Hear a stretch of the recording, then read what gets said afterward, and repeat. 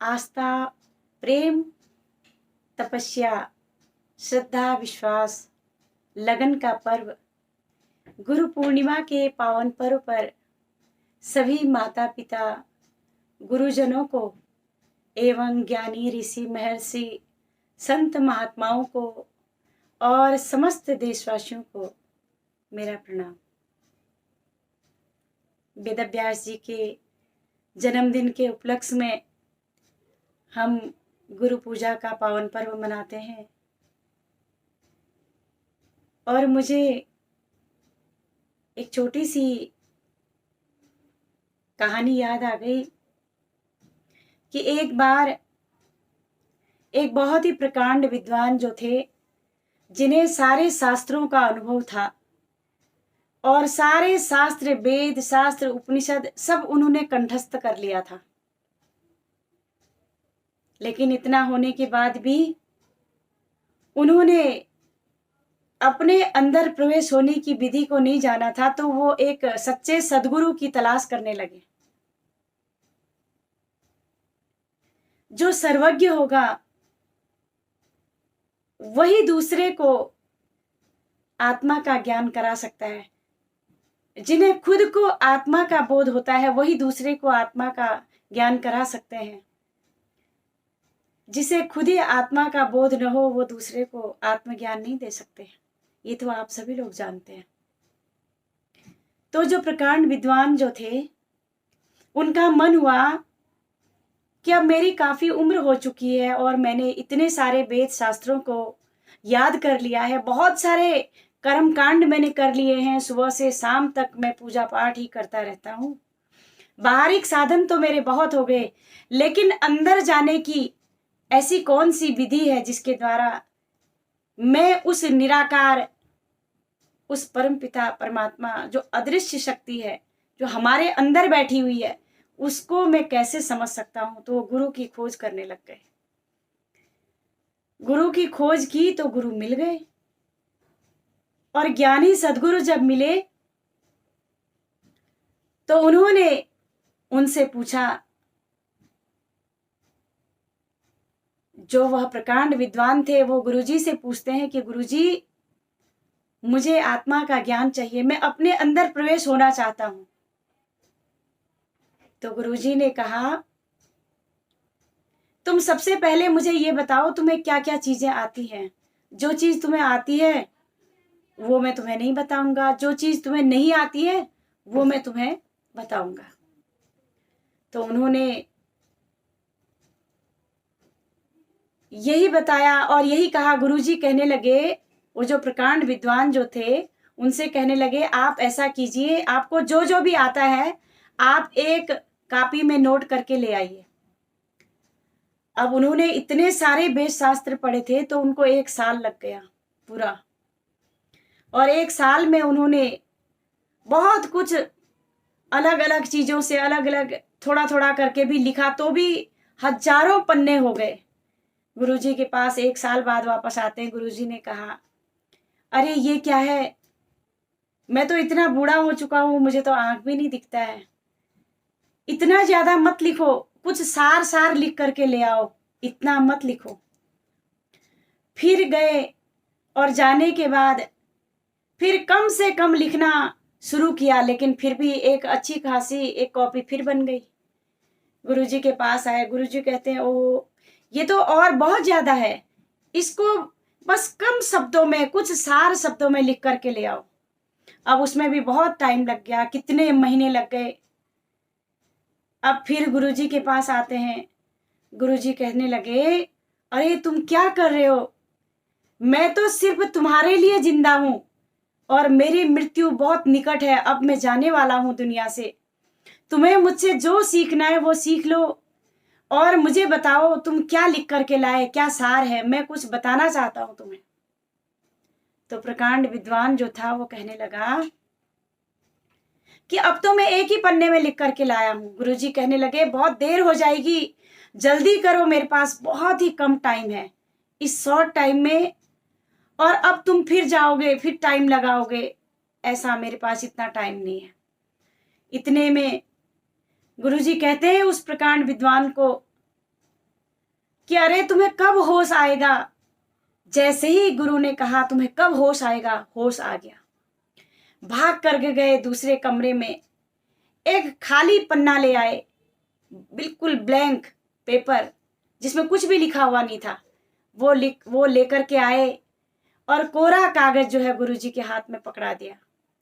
गुरुजी ने कहा कि तुम अब इस परीक्षा में पास हो गए, अब तुम मेरे शिष्य बनने योग्य हो, क्योंकि अभी तक तुम्हारे अंदर पूरा भरा हुआ था।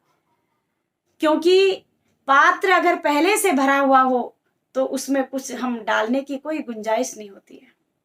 लेकिन अगर पात्र खाली हो, लेकिन खाली पात्र भी वो गंदा नहीं होना चाहिए, क्योंकि गंदे पात्र में आप अच्छी चीज डालोगे तो वो भी खराब हो जाएगी। तो सदगुरु कहते हैं, गुरु महाराज जी कहते हैं कि अब तुम बिल्कुल कोरा कागज ले आए, अब मैं जो चाहूं वो लिखूंगा इसमें। मेरा कहने का तात्पर्य, सदगुरु जो होते हैं वो ज्ञान के स्रोत होते हैं। क्योंकि कहा कि उनके जो वचन होते हैं वो सूर्य की करनी करते हैं। अंधकार अपने आप में कोई चीज नहीं है। प्रकाश का ना होना ही अंधकार है। जहां प्रकाश नहीं है उसे अंधकार कहते हैं, और अंधकार की अपने आप में कोई वो नहीं है। तो जो सदगुरु होते हैं उनके जो वचन होते हैं वो सूर्य की करनी करते हैं। तो जो सदगुरु होते हैं, गुरु महाराज जी कहते हैं कि सदगुरु के पास जब भी जाओ खाली होकर के जाओ, निर्मल होकर के जाओ। जब खाली हो जाओगे तो तब उसमें वह दीक्षा आप उसको प्राप्त कर सकते हैं। हमारे अंदर इतना काम, क्रोध, लोभ, मोह, अहंकार, ये सारी चीजें, हम तो गुरु को परखने के लिए चले जाते हैं कि गुरु के अंदर ये भी क्वालिटी होनी चाहिए, ये भी होना चाहिए, ये भी होना चाहिए, ये भी होना चाहिए, चाहे हमारे अंदर कुछ भी ना हो। लेकिन हमें उसको प्राप्त करने के लिए गुरु की क्वालिटी नहीं देखनी है, क्योंकि सदगुरु जो होते हैं, सदगुरु अपने शिष्य को ढूंढ लेते हैं और शिष्य सदगुरु को ढूंढ लेता है। इस संसार में बहुत गुरुजन है, बहुत बड़ा समाज है ये।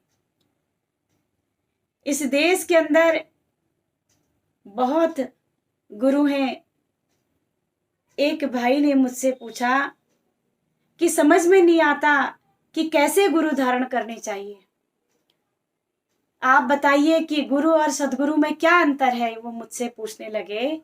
तो मैंने कहा कि मेरे ख्याल से गुरु और सदगुरु में बस यही अंतर है, जो गुरु होते हैं उनके अपने धर्म होते हैं, अपने संप्रदाय होते हैं, अपने अनुयायी होते हैं, अपनी व्यवस्थाएं होती हैं उनकी, और उनका अपना समुदाय होता है। लेकिन जो सदगुरु होते हैं उनको इन सब चीजों से कोई लेना देना नहीं होता है, और वह सिर्फ उनके पास में परमात्मा होता है, बाकी कोई चीज नहीं होती है। और सदगुरु आपको आपके अंदर प्रवेश होने की विधि बताते हैं, बाहर नहीं। क्योंकि जितने भी महान पुरुष हुए उन्होंने अंदर की ओर इशारा किया, और त्रिकुटी महल में, थर्ड आई में जाने के लिए उन्होंने वो रास्ता बताया। क्योंकि भगवान कृष्ण अर्जुन को कहते हैं, तद विधि परिपातेन परिप्रश्नेन सेवया उपदेक्षन्ति ते ज्ञानम ज्ञानिनस्त तत्वदर्शिनः। अर्जुन, तुम तत्वदर्शी के पास जाओ, उनकी शरण में जाओ, उस ज्ञान को हासिल करो। तत्वदर्शी, तत्व को जानने वाला तत्वदर्शी होता है। आत्मा को जानने वाला आत्मज्ञानी होता है। ये आप सभी लोग समझते हैं। तो ईश्वर की अनुभूति कराने वाले जो होते हैं वो सदगुरु होते हैं, और सदगुरु की पहचान शरीर से नहीं होती बल्कि ब्रह्म ज्ञान से होती है। और सदगुरु सर्वज्ञ होते हैं, हृदय स्थित परमात्मा का साक्षात्कार कराते हैं, और दुखों को दूर नहीं करते, बल्कि वह दुख कहाँ से आया, उस दुख में, उस दुख को कैसे दूर हम कर सकते हैं, वह क्रिया बताते हैं, वह कला बता देते हैं कि वह दुख दुख ही न हो, वह दुख महसूस ही न हो। ऐसी कला सदगुरु के पास होती है। और सदगुरु ये नहीं कहते कि आप घर परिवार छोड़ करके आप तपस्या करने के लिए चले जाओ, या धन वैभव संपत्ति सब कुछ मुझे दे दो। सदगुरु धन संपत्ति वैभव इसके भूखे नहीं होते। सदगुरु श्रद्धा, प्रेम, विश्वास और उसकी पराकाष्ठा का प्रतीक है। जहां श्रद्धा होती है, जहां लगन होती है, जहां विश्वास होती है, जहां आस्था होती है, वहां सदगुरु वास करते हैं, वहां पर परमपिता परमात्मा वास करते हैं। और सदगुरु जो है वह ध्यान का योग सिखाते हैं। वो यह नहीं कहते कि काम, क्रोध, लोभ, मोह, अहंकार को त्याग दो, लेकिन वह ये सिखाते हैं हमें कि कौन सी चीज हम कहां पर उपयोग कर सकते हैं, सकारात्मक उपयोग कहां हो सकता है, क्रोध कहां करने से उचित है, कहां नहीं करना चाहिए, कहां करना चाहिए, और प्रेम कहां होना चाहिए, कहां नहीं होना चाहिए, मोह कहां होना चाहिए, कहां नहीं होना चाहिए। ये सारी चीजें जो होते हैं वो सदगुरु हमें सिखाते हैं। तो सदगुरु जब हम उनके पास में विनम्र होकर के श्रद्धा के पात्र को लेकर के जाएंगे, श्रद्धावान लभते ज्ञानम, श्रद्धावान को ज्ञान की प्राप्ति होती है। और इसीलिए गुरु की महिमा बहुत ही अनंत बताई। सदगुरु की महिमा अनंत, अनंत किया उपकार, लोचन अनंत उघाड़िया, अनंत लखावनहार। ऐसे ज्ञानी सदगुरु होते हैं। आप भी तलाश कीजिए। मनुष्य जीवन बार बार नहीं मिलता है, ज्ञानी सदगुरु की तलाश कीजिए। इस संसार के अंदर बहुत कुछ है, इतनी शक्तियां हमारे साथ हैं, हमारे अंदर हैं, लेकिन सब कुछ होते हुए भी हम जो है कंगाल बने हुए हैं, भिखारी बने हुए हैं। कभी किधर चले जाते हैं, कभी किधर चले जाते हैं, लेकिन अपने अंदर प्रवेश नहीं होते। संसार के कोई भी ऐसी कोई चीज नहीं है जहां हमें अखंड सुख मिलेगा सिवाय परमात्मा के नाम का, और परमात्मा का नाम दान ज्ञानी सदगुरु देते हैं।